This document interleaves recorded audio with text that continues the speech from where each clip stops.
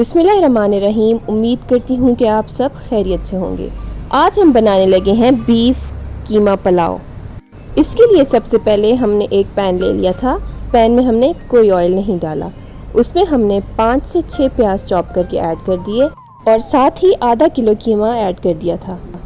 इसके बाद मैंने इसके अंदर 3 टमाटर काट कर डाल दिए हैं और यहाँ पे मैंने 5 से 6 जवे लहसुन के छील कर ऐड कर दिए हैं। अब मैंने इसके अंदर हस्बे ज़ायका नमक डाल दिया है। अब इसके अंदर मैंने 2 ग्लास पानी के ऐड कर दिए हैं। इन सब चीज़ों को हम ढक के रख देंगे ताकि ये सब चीज़ें अच्छी तरह से गल जाएं। अब मैंने एक और पैन ले लिया था, उसके अंदर मैंने थोड़ा सा ऑयल ऐड कर दिया है। इसके बाद मैंने इसमें 2 प्याज कट करके ऐड कर दिए हैं।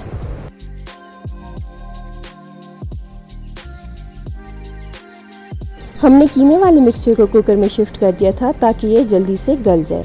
यहाँ पे हमारे प्याज भी गोल्डन ब्राउन हो चुके हैं। उम्मीद करती हूँ कि आपको ये रेसिपी पसंद आ रही होगी और आप इसको ज़रूर ट्राई करेंगे। जब हमारे प्याज गोल्डन ब्राउन हो गए थे, उसके अंदर हमने कीमे वाला मिक्सचर ऐड कर दिया था। आप इसको थोड़ी देर पका लें। इसके बाद हमने इसके अंदर पुलाव मसाला ऐड कर दिया है। आप किसी भी कंपनी का मसाला ले सकते हैं। ये मसाले आपको इजीली किसी भी शॉप पे मिल जाएंगे। इन मसालों को यूज़ करने से आपका टाइम भी बच जाता है। इसके बाद हमने इसके अंदर 1 चम्मच नमक ऐड कर दिया है और अब हम इसको फिर से मिक्स कर लेंगे। नमक ऐड करने के बाद हमने इसमें आधा चम्मच हल्दी का भी ऐड कर दिया है और साथ ही मैंने इसके अंदर 1 चम्मच सुर्ख मिर्च का ऐड कर दिया था। यहाँ पे मैंने 2 से 3 जवे लहसुन के लेकर उनको चॉप करके इसमें मिला दिया है। आप कीमे को 5 से 6 मिनट अच्छी तरह से भून लें। आप देख सकते हैं कि ये किस तरह से लग रहा है। इसके बाद हमने इसके अंदर पानी को ऐड कर दिया है। आप अपने चावलों के मुताबिक पानी को ऐड करेंगे। अगर आपने 4 ग्लास चावल लिए थे तो आप इसमें 8 ग्लास पानी डालेंगे।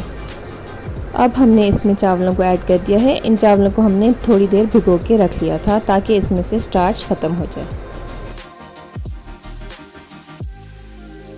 यहाँ पे हमने इसमें हरी मिर्चें भी डाल दी हैं और अब हम इसको ढक के रख देंगे।